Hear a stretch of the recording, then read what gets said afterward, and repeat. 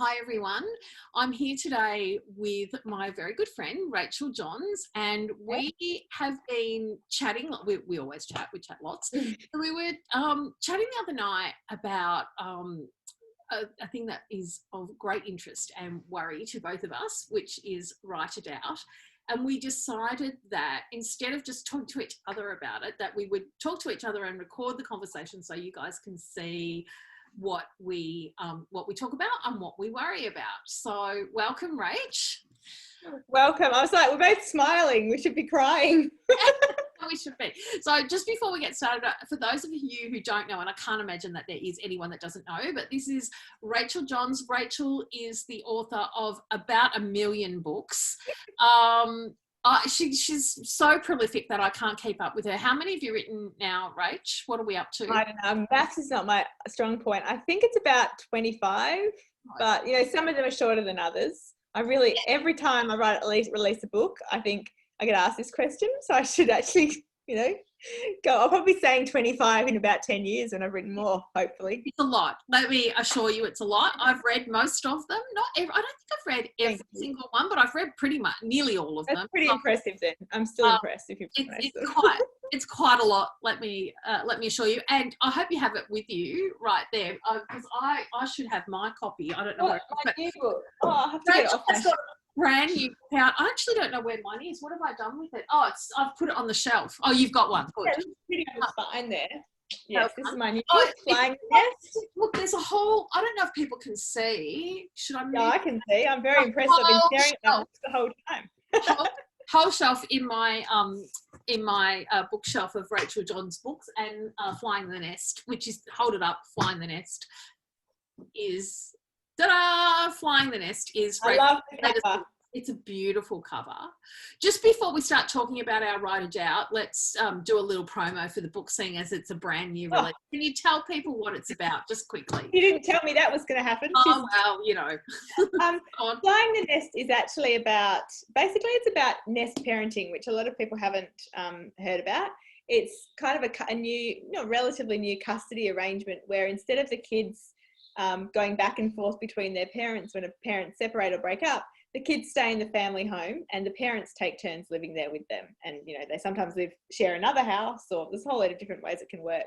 So that is the sort of main kind of issue that inspired it. But I guess, it's not just about that. It's about a woman's journey. So many of us women, we put ourselves last in everything.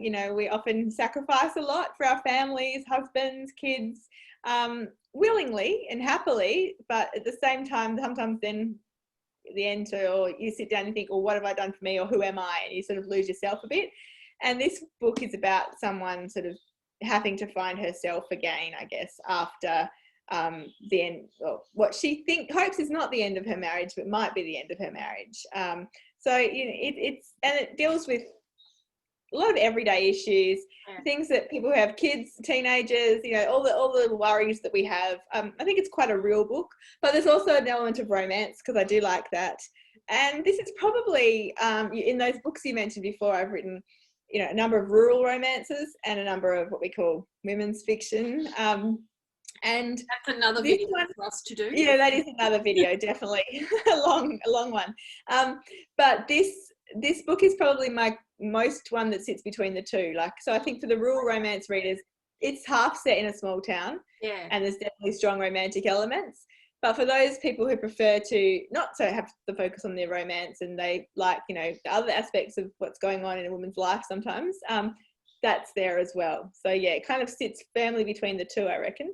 Well, I would agree with that. I have read it, and I'm just going to promo myself while I'm here, that Rachel and I, along with Sally Hepworth, have a Facebook group called The Secret Life of Authors. So if you just put that into the search on Facebook, The Secret Life of Authors, you'll find us. And we do read-alongs in this group. So what a read-along is, it's kind of a bit like book club, except that we we sort of read along together. So we'll set a chapter goal and we'll say, okay, read up to page 100 or chapter 32 or whatever, and then we come back. Some people are good and don't go ahead, and others cheat. Others cheat, yeah, but you're allowed to cheat so long as you don't give away spoilers to the group. So then we get together and one of us does a Facebook Live and we lead the group through a discussion on the book. So our next book, which we are doing, I think not this weekend, but the following weekend, is Flying the Nest, and I'm hosting that book, hosting that live. So there's time to get the book and read along, join the club, and we have so much fun. We usually do it this month's a little bit different when it's on a Saturday. It's normally on a Sunday, but this month we're doing it on a Saturday. Usually a little bit of wine. You always need wine in a book club. We do. We always have a little bit of a wine and a lot of laughs. So it's a really fun thing to do. So Secret Life of Authors and all the details are there. All right, let's get on to our topic though, Rach, that we've been moaning to each other about since we've known each other, really. I was going to say, I wondered how long you were going to say. Years. Years and years and years we've been talking about this, and it's the topic of writer-doubt. And I thought we could talk about it in two parts. Like we can talk about just that general, whether we have confidence in ourselves as writers overall, and then maybe get down to tin tacks and talk a little bit about what we do when we have a book that we think isn't working. So I'm handing over to you. Do you suffer, and I know the answer to this, do you suffer at all from writer-doubt, or are you perfectly confident and go to the page every time thinking, off I go, I'm ready to start, and here, this is going to be a wonderful book? I think that's definitely me. I just know that I'm a fabulous writer and that everything I write is going to be gold. So I don't really know where no, definitely not. I'm smiling because it's such you can joke about it when you're talking about, I think this is the great thing about talking about issues or talking through your problems and stuff, because when you're talking about these things with a friend, you can kind of laugh and think, I suffered doubt and stuff, but it's not too bad. And you can sort of laugh about it and joke about it, and talking about it with someone kind of gives you a positive. You think, well, yeah, maybe it's not as bad as I sort of think, and I can get through it. But then when you're by yourself at the computer, which is where so many of us are all the time, and when you're actually trying to make things work, the voices of your friends telling you that you can do it, they fade away. The voices of people who've emailed you in the past and said, I love your book, they fade away. All the good book reviews you've had fade away. And it seems to be, and I don't know, are there any two types? I feel like maybe there are two types of writers. There are those who suffer doubt and maybe a really small amount who don't. But I think the majority of people probably do, whether they admit it or not. Yeah. But it's like that whole thing, if I could tell you a compliment, you'll forget it. But if I'm nasty to you, you remember it. And I think that's the thing when the doubt creeps in, there's so many bad, like the tiny bad thoughts become big ones. So the small, bad reviews you've had, they become gospel. You've read one bad thing about your writing and that must be the truth. Yeah. I think some authors are better at, I don't know, I mean, I guess everyone to some degree suffers from doubt, but I think some people are better at managing their self-doubt or getting through or parking it somewhere maybe they've, and I wish they'd share that secret for me too. Also, I wonder if we go through waves. Like I feel like I've got writing friends probably you as well that say, oh no, you go through this with every book, and I say that to you. Yeah, and I think that's true. There's every writer's different in their process, every writer's different in bits that they find easy, and I'm saying that because nothing's easy, but I feel like I've always been reasonably good at beginnings. I can write a fast beginning. Other writers I know write fast at the end. Yep. And I can set it all up. But then the doubt sets in, and it used to be that the doubt would set in, I think, around 70,000 words, and then it sort of crept back and it was more like 50. And the last few books, the doubt has set in a lot earlier. And I don't know why that is. And I'm hoping that it'll change again, and I've got a thing called a writer's manifesto on my wall that says, I will write when I don't feel like it. I will write when it hurts. I believe I can write even if I feel like it sucks. So this shows you that I do feel the doubt. People want to read what I write. I know, because they email me and write good reviews. I've written books that I thought sucked while writing. I have gone to be bestsellers and get a great response from readers. I said, it's okay if the words aren't brilliant and riveting. If you just get something down, you can make it better later. And I will not stop writing. So I do suffer doubt, and I have that up there, you know, all the time. But it feels like it's becoming more and more of a thing. Can you remember, let's just want, because I want to explore that bit a little bit later on, but can you remember the first time that you suffered really crippling doubt? Because I think pre-publication, so before I was published, I always imagined that once I got a book published, once a publisher said yes to me, that would be that would be some sort of validation that I was actually a proper writer, and then I would be more confident. But that kind of didn't happen for me. In some ways it gets worse.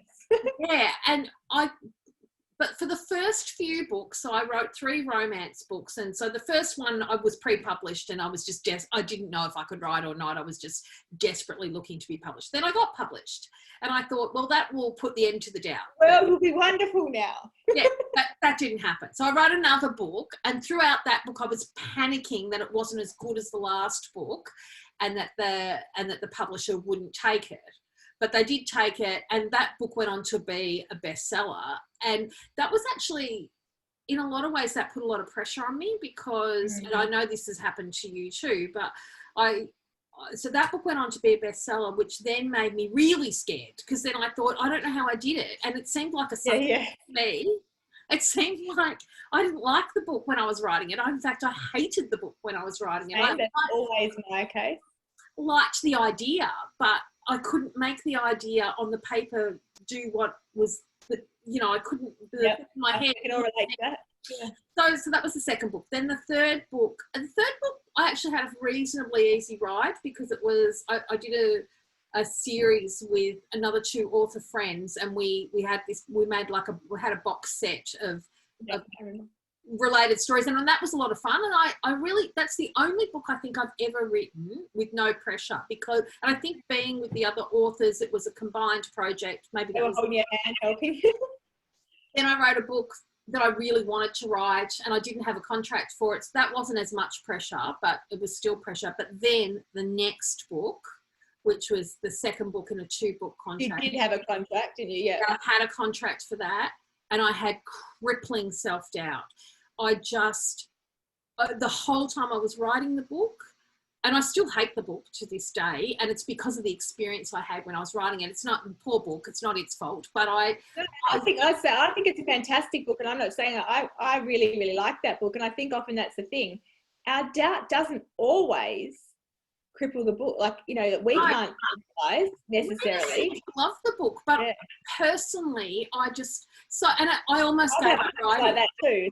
And I'm also always, when people say they like them, I'm a bit like, why? Are you crazy? No, and I think to me that really led to me stopping writing. The experience, and I'm a glutton for punishment. I can't stay away from the page, and so I eventually did go back, and then. And I think you're like me. What else are we going to do now? That's right. So for you, I know you've had this self-doubt, but have you ever had an experience where you've thought, right, this is it, I just don't think I can write another book? Has it ever got that bad? Or it's got that bad. This is why my friends say, Rachael, and my husband, you're at that stage of the book now. You're being ridiculous, And I'm like, no, but this is different this time. That was bad. This is like really bad. I have had that with lots of books. And it's interesting when you said, when was the first time you sort of felt doubt? And I think I identify similarly to you in that when I was pre-publication, all I wanted to do was get published. And I had lots of rejections. So many people, it's interesting now, I think, so many people saying, sorry, no, that we don't want this book. I had little things like, contest wins, good contest wins and stuff, or places. And it's funny because pre-publication, I looked at those things, like a placing in a competition or, feedback from a better reader or something like that. And I thought, I can do this. I know I can do this because I'm getting these, ticks of approval from various people. And I didn't seem to let the rejections get to me. This is something I've just realized talking to you. Yeah. That I was so determined that they hurt. Obviously a rejection hurts, and I'm sure there's aspiring writers watching this, but in some ways each rejection made me more determined. And, especially seeing that but now that I'm on the other side of the fence, it's funny how those, like, it's a lot easier I've got so much more evidence that I can do this. My writing friend, Beck Nicholas, says, Rachel, you've written over 20 books and they've sold really well, you can do this. Don't, like, what do you, and then I talk to other writing friends and I'm saying, I'm stuck, I can't go on. They're like, just write through it, just write whatever, it doesn't matter. You can write a shopping list and people will like it. And I'm like, they say all this stuff, but so I don't know, doubt is such an annoying thing because there's two parts of me. In my head, I know all this stuff. And I know, well, maybe if one book doesn't work, it's not the end of the world as well. But when you get to a certain stage, you think it is the end of the world. Hey, if I don't get one book to work, then maybe I'll never be able to write another book. You sort of start. And actually, I listened to a podcast recently, Rights for Women with Monica McInerney, and she was very open about how the book before her most recent one, she just ditched completely after writing a big chunk of it. And then she didn't feel like she could ever write another book. And, she said the only way she sort of felt we got over that was just showing up every day at the desk and writing something. And that's what I've been suffering doubt lately. And I sort of try to do that to an extent. But I do think there's two types of doubt. Like you kind of said, there's doubt when it's your head playing games with you. I'll tell you a funny story. Because I have suffered doubt a long time with every book. And usually it takes me a few years before I can look back on a book, flick it open and think, oh, I'm quite proud of that. I really like it. When I'm really close to it, I think it's terrible. Anyway, and I was going to say something about funny story. So I said to one of my writing friends, two of them, I think, Anthony Hodgson and Beck Nicholas, when I was writing my last book, which is a bit of a struggle, I said, you know what, if I manage to pull this off, because I'm going to weird, crazy plot, if I manage to pull this off, I am never going to doubt my ability to write a book again. This is earlier this year. I'm never going to doubt my ability to write a book. I'm just going to be, you can do this, Rachel, you're a superhero, blah, blah, blah. I said that. And I think there's karma. I don't know if it's like fate or God or whatever. They're like, yeah, no, Rachel, that's not going to happen. So now, instead of not having any doubt, suddenly they gave me more doubt than ever before. So what I was saying, I think there's two reasons for doubt. Like, I think I can logically say you're just thinking, you're negatively thinking and it's ridiculous and you're damaging yourself and you just got to get over it. Yeah. You can logically say that, but actually being able to do it is another thing. And so there's the doubt or the block or the anxiety when you mentally, it's a mental problem.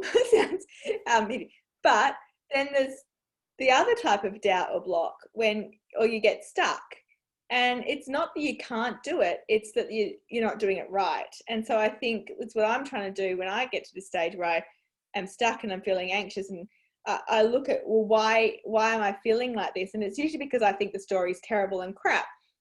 Is it because it is? It could be, and then you just got to work out how to fix it. And there's usually a way to fix it. Occasionally you have to toss it in, which we've both done. Yeah. I think that's the hard thing to know, is the story, like, I am between 30 and 40,000 words is a danger period for me. And we are also... Mine too, this last few months. But you and I are both not strong plotters. No. But we don't... So we go to the page, like, you have to go with a bit of an idea. Faith, really, that, okay, I've got this idea. I don't really know where it's going to go. This might happen or that might happen, but we don't... I've got another sign on my desk that says trust the magic, because that's what you have to do. You have to have a bit of that, like, with us, because we don't plot extensively.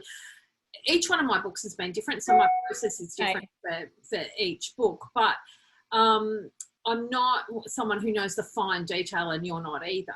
And so, which is, I wish I was. it's great when it works, because I agree. Yeah. I feel like sometimes, like it worked for me with The Secret Life of Shirley Sullivan. I had a really strong idea, and the idea carried me through, like I think that's very true.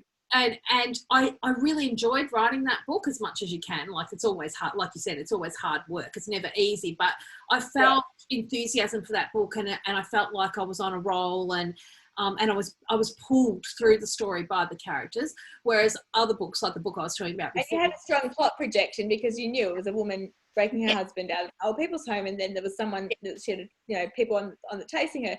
I think I've had similar stuff, like, although I don't plan like you. So for my book, The Patterson Girls, I knew there was 4 sisters trying to disprove a family curse. So I think the important thing is that strong goal. And I think a lot of the time for both you and I, it's a little bit more airy-fairy. Yeah.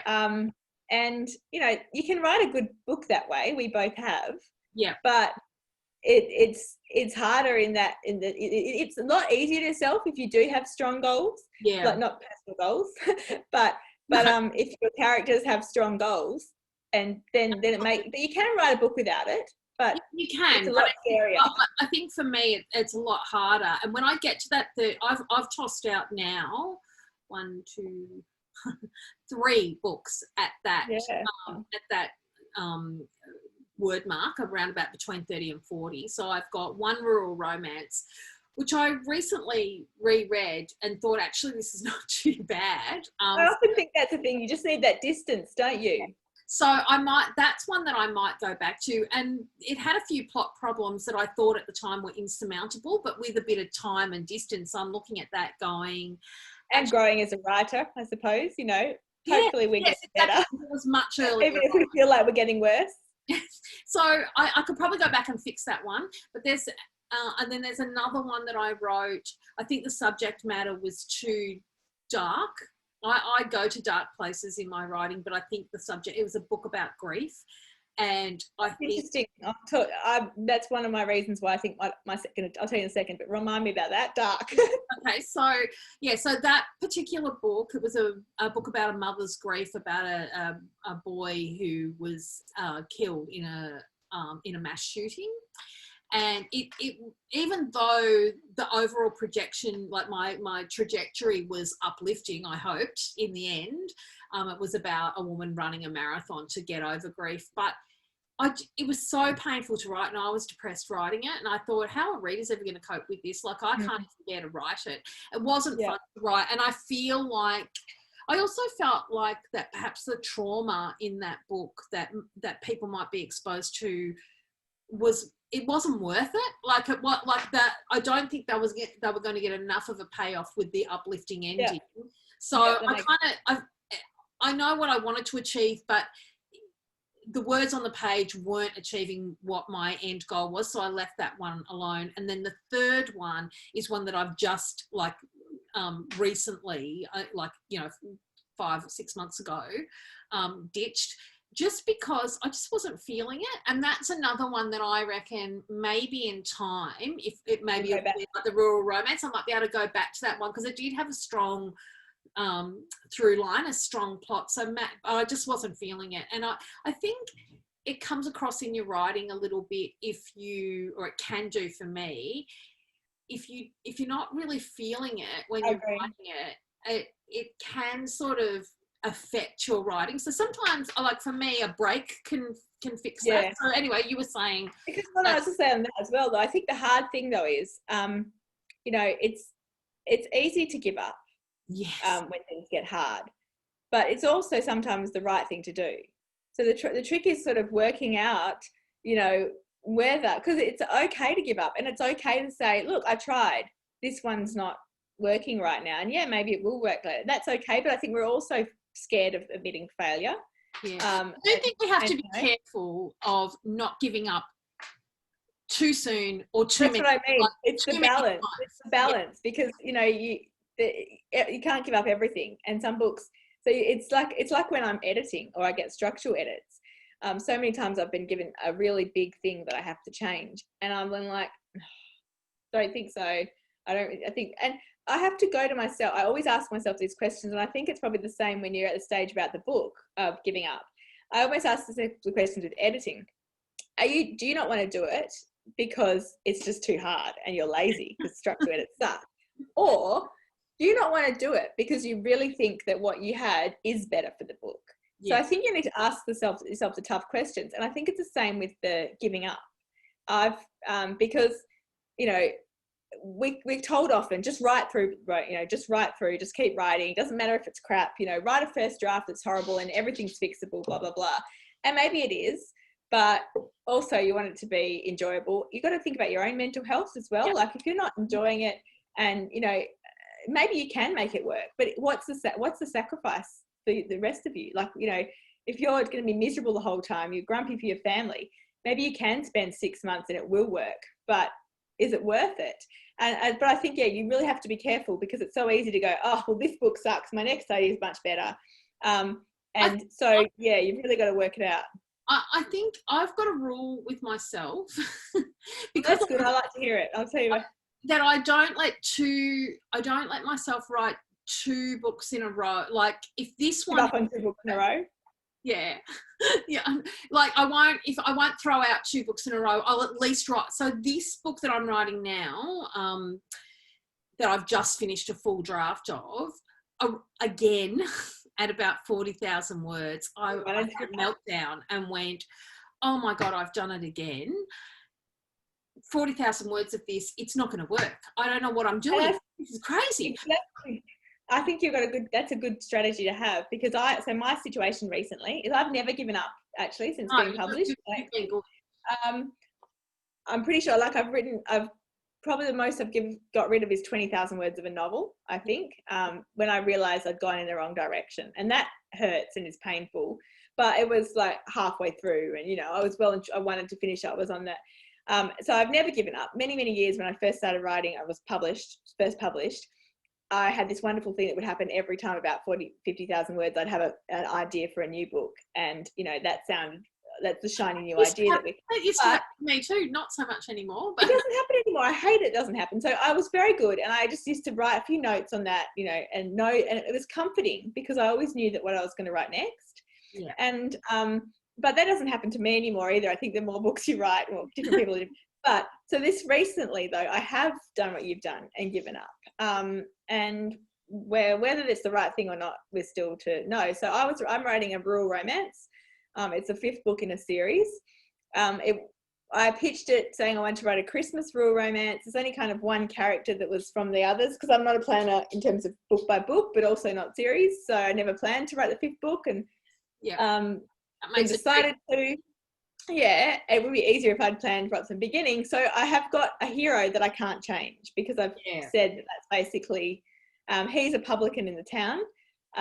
So I'm happy with his backstory, but I gave him, I think sometimes you're trying too hard, because I think the more you write, you don't necessarily get that massive strike of inspiration. And when you do, and you have a fabulous premise like your Shirley, like my Patterson Girls or some of my other books, it's a lot easier if you like with The Greatest Gift. I knew what I was doing. I knew that plot in my head. And I didn't know it was going to be brilliant, but I knew what I was following. Whereas that happens less and less, I find, and I often have to manufacture ideas because I've got contracts. And so I know, okay, well, I've got to write a rural romance. You can kind of go, I need a hero and heroine. I need a kind of we call trope in the romance world. And I quite like reading about past love, second chance, you reunited, or unrequited love. So I decided I was going to go with that. And so I won't go into all the details, but I wrote 30,000 words of the heroes, the one that got away kind of coming back, and that story. And I just wasn't feeling it. I felt it was so forced. And another thing I've got on my desk here for a romance. When you're writing a romance, you need conflict, chemistry, and emotion. They're the 3 things. And I just didn't know how I was going to get them. He liked her, but they had so much backstory, and it was heavy and dark. Yeah. That they had so much backstory. I didn't see them overcoming it. And that's a balance with writing too, because you need the conflict. It has to be strong enough that you have the doubt.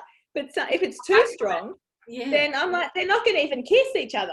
So how am I going to get them to write a romance? So then I stressed and was anxious for quite a few weeks. And then I woke up one day from a nap, and I should have been writing. I had a nap instead. And I went, I need to start again. I need to start completely again. And it needs to be a Christmas novel. So then I talked to my cousin who's a writer, and she's like, you should write a pantomime story, because then you can have all the characters from the... And I'm like, I love pantomimes. I love acting and drama. This is a fantastic idea. Great. But I'd also realised that in all my Bunyip Bay books, in all my books actually, although they're light and easygoing, you know, there's always a serious issue. And I didn't have a serious issue really. They had a bit of backstory, but there wasn't something not necessarily serious as in dark, but, you know, I've had wind farming, I've had a little girl with Down syndrome, I've had a missing child. You know, there was nothing kind of that was that giving it. So I thought I'll write about rural men's mental health, because I know a few people that have, you know, had suffered family members who they've lost to this. And it's a really important issue in the outback. So it's all of us everywhere. But I thought, so that's what I'll write about. But then it was too dark. And also because I was trying to do the pantomime, I think I needed time for her to write a pantomime. Yeah, well, I like that. Well, in all my books, I want to have something dark and something light and something fun. The pantomime was the fun, but also there was other, like, we weren't going into it, but the whole pacing was wrong with that book, because I needed it to be long, but I'm trying to write a Christmas book. So I wrote 35,000 of that one. So now I have 65,000 words. I almost have a full book, except I write long ones, except there's 2 beginnings. But earlier this week, I'm like, I'm just not feeling it. And what I was doing is I was throwing random things into the story, like the heroine's recommending books for him because, hey, I like books and that's fun, and he's not a reader and it's just going to make him. And, let's put a matchmaker in the town for a gay guy that I had before. Everyone wanted his story and stuff. And so I'm listening to all these voices in my head, trying to give people what they want for a start, because it's the 5th book. But also, like, I was just throwing more and more random plot things in. Oh, the dog's going to have puppies, or, you know, there's a whole load of random things, which if you wrote a scene of what I'd written, you're like, oh, that's pretty good, and I really liked it. But it's not a story, and it wasn't working as a whole. And I've had writer friends go to me, both your ideas are good, because I've, you know, told them the whole plot. You can make this work. Don't be, my friend Beck, you're being silly now. That sounds like Beck. So what are you going to do? Do you know? So I think I'm starting again. And that's so I don't know about your rule, because it's the same book. I'm keeping the hero of the same story the whole time. Same town. So it's really a rewrite, and it's kind of a rewrite of the rewrite. Yeah, I'm starting again with the heroine, and I'm embracing, like, because part of my issue was that it was getting the time period of the book was too long, and it's a Christmas story. I'm going back to romantic basics. I'm choosing a trope. I'm focusing on Christmas and what it means to people, family issues. So I'm going back to the drawing board, and I'm trying to give the characters more of goals issues. I think I made the rule for myself because I'm afraid of something that I always warn aspiring authors not to do. And I see this, and you would, because you work with a lot with aspiring authors too, you would see this as well, is that I often see people who are really good writers, who I know could be published. Never finish a book? Yeah, who never finish anything, because A, they're perfectionists, but B, they're always chasing the next big idea. So they start a book and then they go, oh, but I've had an idea for something better. And I'm afraid of that too. Like, because as I said to my friend Beck, who's telling me I'm being silly, yes, maybe I am. And maybe I've just, I wrote basically 30,000 words in, September. And then another 30,000 in October and November, because I had a book out at school holidays and stuff. I could now write another 30,000 and get to the middle of December and go again. Like, if there's a risk, I could go.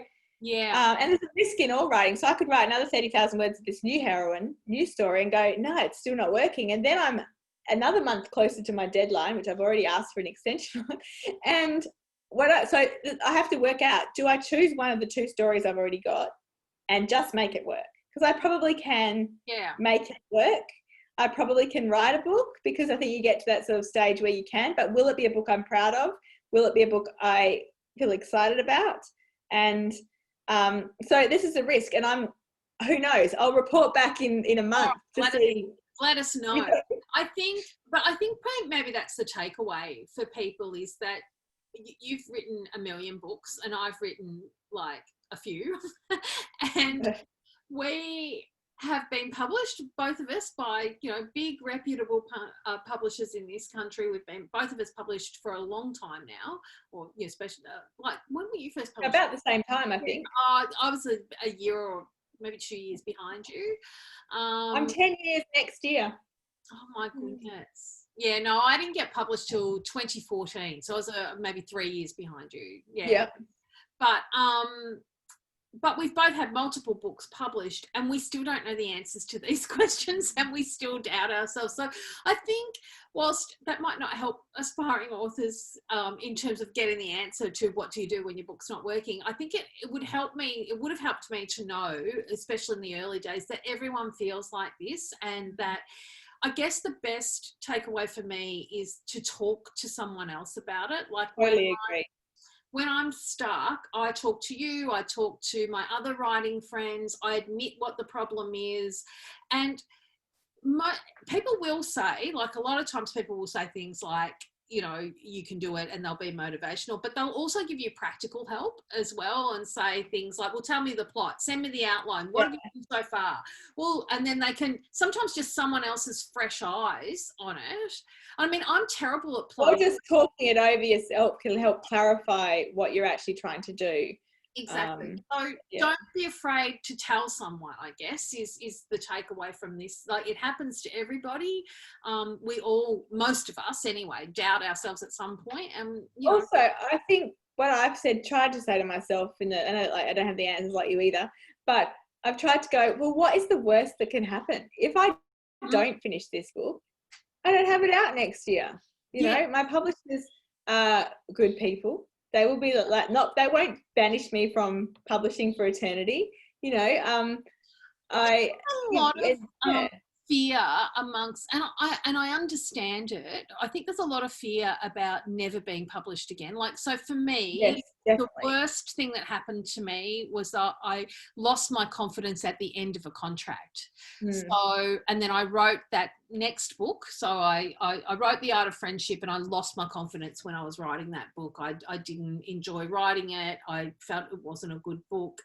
It was all my own head noise, but nevertheless, when the book came out, I wasn't excited about it.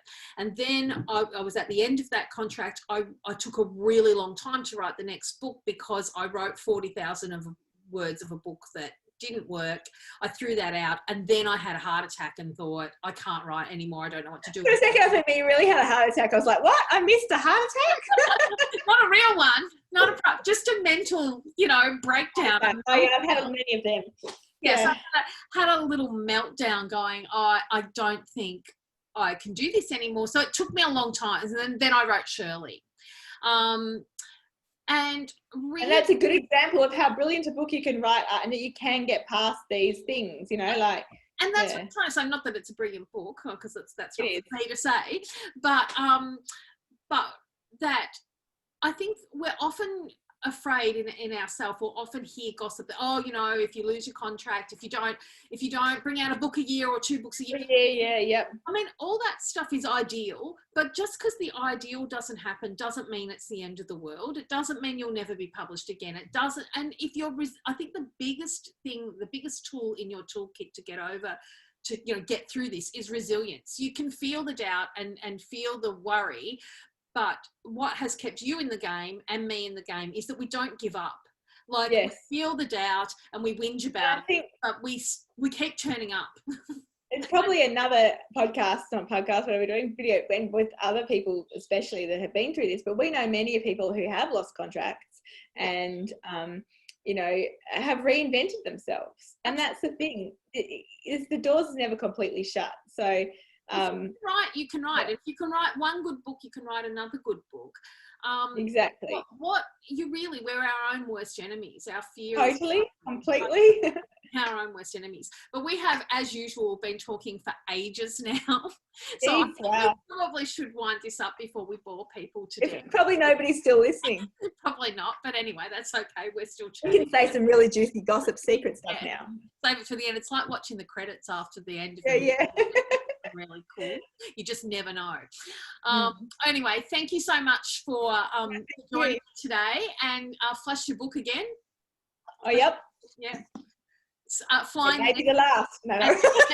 out now, and this was not one that was written with crippling doubt, was it? No, there were moments, there's always moments, but and moments where I was like, oh, is this a boring book about Actually, nothing? I do remember you saying now I'm thinking about it, you were like, oh, I think this is boring, and yeah, you kept, and that's a big doubt often. You kept telling me, don't read it, don't worry about reading it, and it's actually been one of my favorites of your. And that's the thing that's really surprising too, because I mean, obviously you're my friend, so you'd probably say that, but I think the interesting thing, I don't say that every time.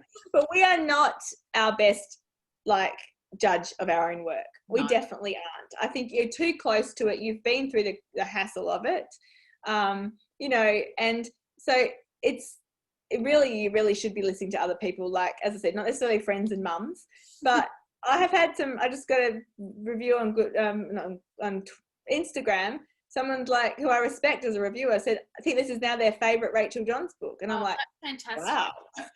But I would never imagine that anyone would say that. So I think we are not our best judge of our own work. And that's why in the end, I guess there's two options. You give up or you keep going. And they're the only option. Keep going, aren't we? We are going to keep going because we can't do anything else now. All right. Thanks, Rach. Thank you. Thanks, everyone, for joining us, and I'll see you next week. Bye. Bye.